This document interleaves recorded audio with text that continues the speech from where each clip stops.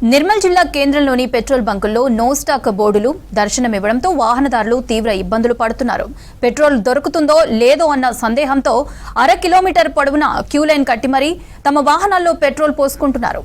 Petrol బంకుల్లో సరిపడా ఇంధనం ఉన్నప్పటికీ సోషల్ మీడియాలో వచ్చే తప్పుడు ప్రచారాల వల్ల వాహనదారులు పెట్రోల్ బంకులకు బారులు తీరుతున్నారు. వాహన ట్యాంకులను పూర్తిగా నింపుకోవటం వల్ల కృత్రిమ కొరత ఏర్పడుతుందని బంకు యజమానులు చెబుతున్నారు.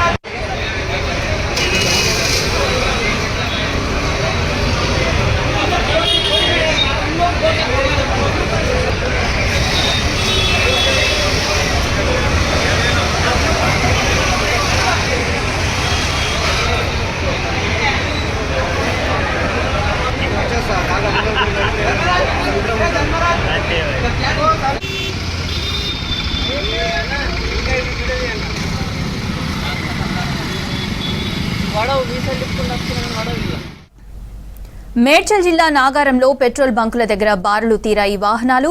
ఇంధన సప్లై ఆగుతుందన్న ప్రచారంతో బంకులకు క్యూ కట్టారు పబ్లిక్. కొన్ని రోజులుగా గ్యాస్ సిలిండర్ల సరఫరాలో కొరత కనిపిస్తోంది. దీంతో పెట్రోల్ డీజిల్ ఉండదన్న వదంతులతో ఫ్యూయల్ ని వాహనాల్లో కొట్టించుకునేందుకు బంకుల దగ్గర బారులు తీరారు. రద్దీ ఎక్కువగా ఉండటంతో భారీగా ట్రాఫిక్ జామ్ అయింది. పలుచోట్ల నో స్టాక్ బోర్డులు పెట్టారు నిర్వాహకులు.